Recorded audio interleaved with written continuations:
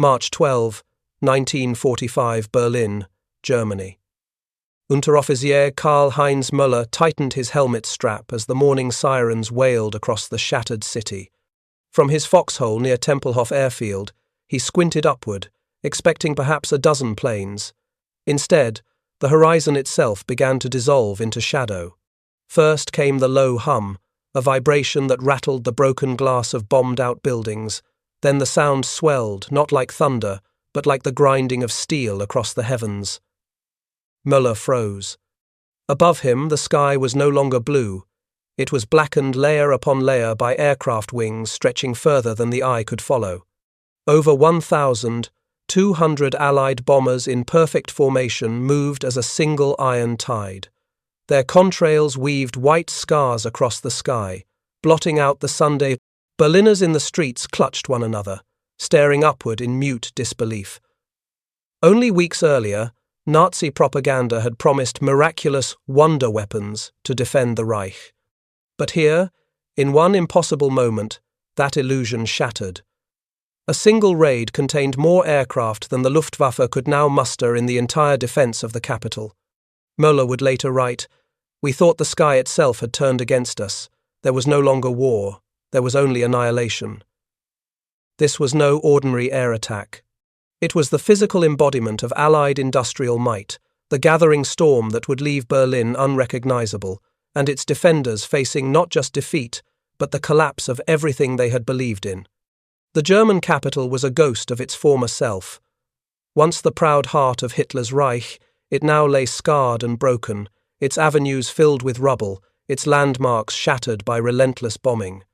Where parades of triumph had marched in 1939, now families dragged carts piled with blankets and firewood, searching for shelter. For years, Berliners had believed in Nazi promises of victory. They were told the Luftwaffe would always defend the skies, that no enemy could strike the Reich's capital with impunity. But by 1945 Berlin, those illusions were already crumbling.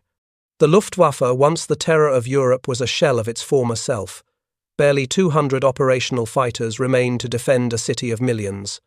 Allied air forces, by contrast, could launch thousands of aircraft in a single day. The imbalance was staggering. Inside the city, civilians lived with constant fear. Sirens echoed day and night, sending families racing for the underground shelters. A young Berliner, Ilse Schmidt, later recalled, "We no longer asked if the bombers would come, only when." Even soldiers stationed in Berlin sensed the inevitable. Unteroffizier Karl-Heinz Müller, who manned an anti-aircraft gun near Tempelhof, wrote to his mother, "The Reich cannot survive this. We fire into the heavens, but the sky gives birth to more machines than we can destroy." And yet, despite despair, propaganda still blared from radios and loudspeakers. Joseph Goebbels promised miracle weapons that would soon crush the Allies. Posters declared, "Victory or death." But behind closed doors, people whispered. They knew the truth. The Reich's enemies had become too strong, too many, too relentless. By March 1945, Allied bombers had already turned Dresden, Hamburg, and Cologne into infernos. Berlin knew its turn was coming. But no one, not even the city's defenders, could imagine the scale of what was about to descend from the skies. Because on March 18th, as dawn broke over the ruined capital, the horizon itself would darken. Over 1,200 Allied bombers, the largest single raid Berlin had ever seen, were on their way, and in their shadows, the last illusions of Hitler's empire would begin to collapse. The first waves appeared as faint specks above the city. At first, Berliners thought it was another routine raid, perhaps a few hundred planes at most. But as the minutes passed, the specks multiplied. They stretched across the entire horizon until the sky itself became a moving wall of silver wings. For the men of the flak batteries, it was a sight beyond comprehension. Corporal Ernst Walther gripped the handles of his 88mm gun and whispered to the soldier beside him, "This cannot be real. The sky has turned to iron." Then the sound arrived, a deep, rolling thunder that shook windows and rattled nerves. Mothers clutched their children tighter in the shelters, while soldiers above ground braced for orders. Berlin's air defences opened fire. Dozens of anti-aircraft batteries lit up the sky with red tracers and black bursts of smoke. But against more than 1,000 bombers flying in perfect formation, the effort seemed pitiful. Walther remembered, "We fired until the barrels glowed, but it was like throwing pebbles into the sea." Within minutes, the Luftwaffe attempted to scramble fighters. What few remained roared off the runways, climbing desperately into the massive formation. Most never returned. Allied escort fighters, numbering in the hundreds, swept them from the sky with ruthless precision. Below, the first bombs began to fall. Whole districts shook as high explosive payloads carved new craters into streets already scarred by years of war. Flames leapt upward, carried by the icy wind, while columns of smoke rose so thick that even the sun vanished behind them. For the people of Berlin, the shock was not only the destruction, it was the sheer scale, the sense of helplessness. A raid of this size made clear that Germany no longer controlled its own destiny. One civilian, Otto Henschel, later confessed, "When the bombs fell, we did not cry or scream. We simply watched in silence. Because in that moment, we understood nothing could stop them." This was only the beginning. The raids that day would not only devastate the city physically, they would tear apart the last illusions of the defenders, proving beyond doubt that Germany's enemies commanded the skies, and that Berlin itself had become a battlefield without hope. The bombing of Berlin did not unfold in one swift strike, it came in waves, each larger and more merciless than the last. What began as a terrifying sight in the morning sky soon transformed into a relentless machine of destruction that seemed to have no end. Berlin's destruction did not unfold in one swift strike. It came in waves, each larger and more merciless than the last. What began as a terrifying sight in the morning sky soon transformed into a relentless machine of devastation that seemed without end. First came the logistical shock. Allied formations refused to scatter or drift, as Berliners had hoped. They moved with mechanical precision, row upon row, each flight path calculated down to the second. To the soldiers on the ground, it felt less like a battle and more like an assembly line in the sky. Next arrived the material reality.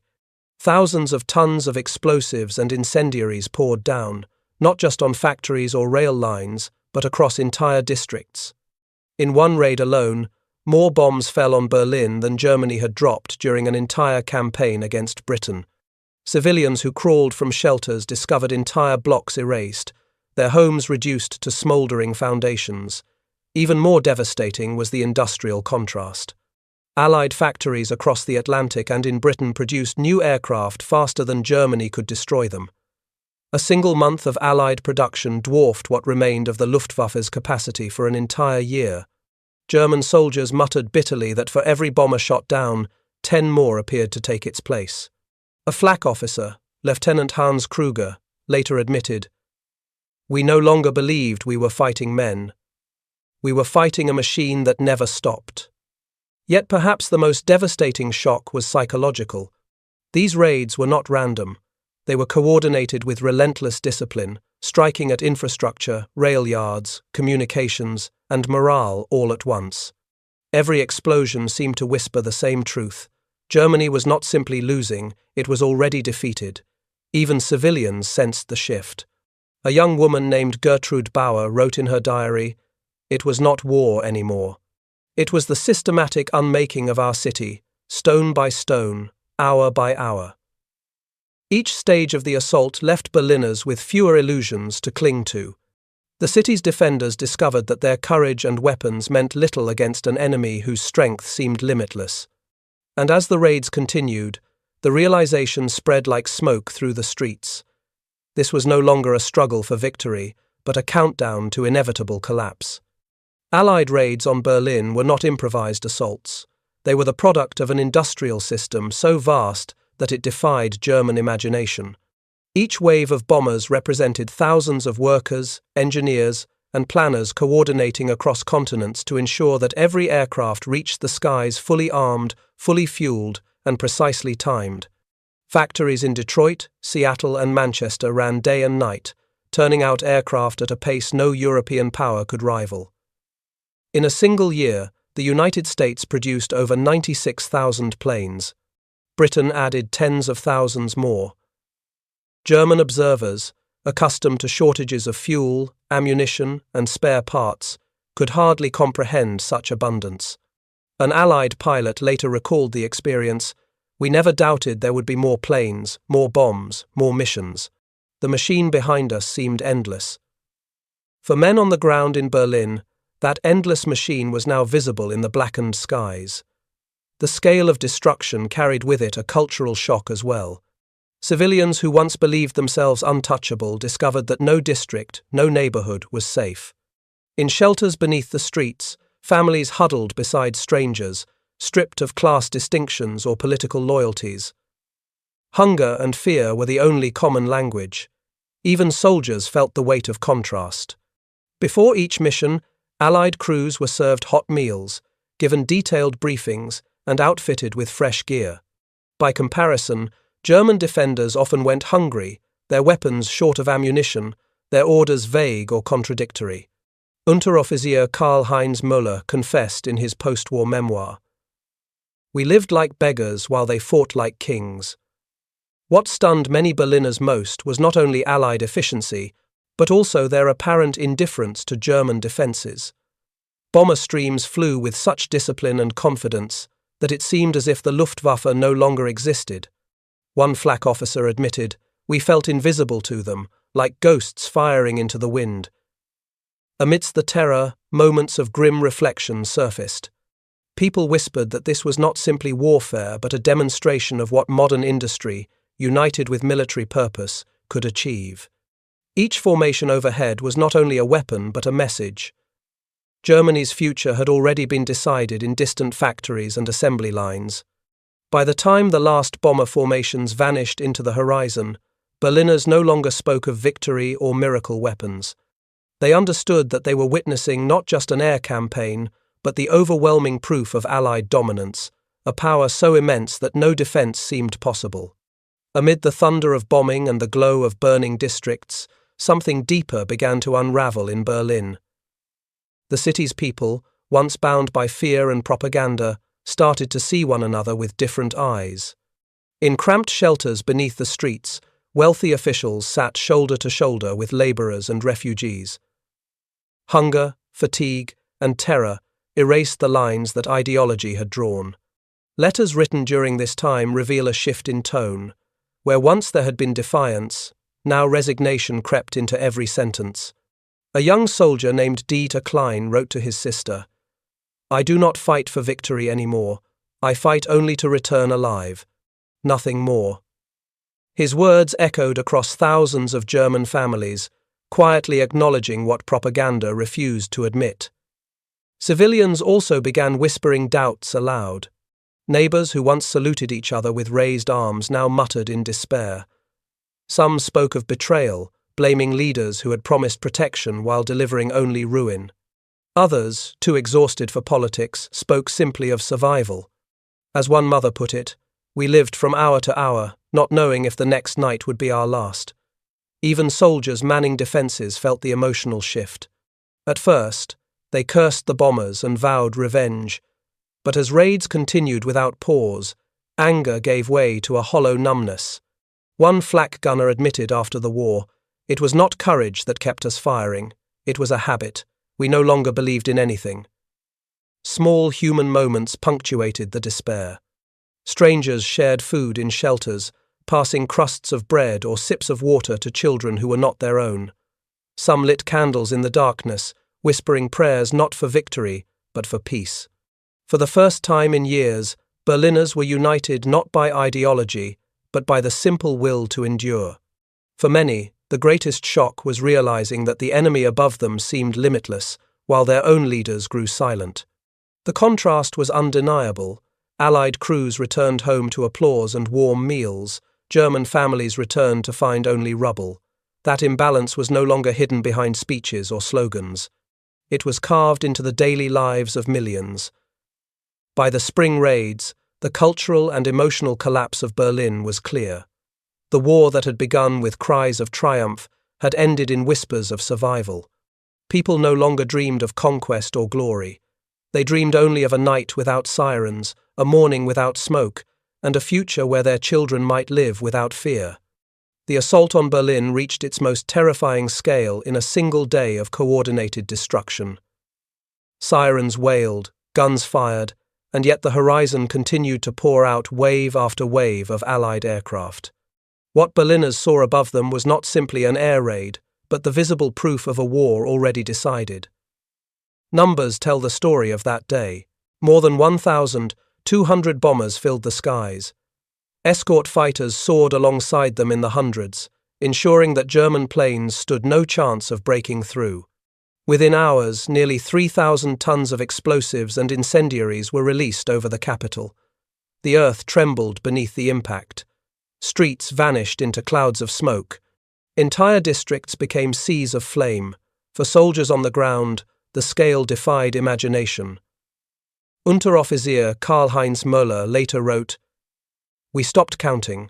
One could no longer see single planes, only a mass that moved as one body. It was not war, it was erasure. Factories that had struggled to keep pace with demand were obliterated.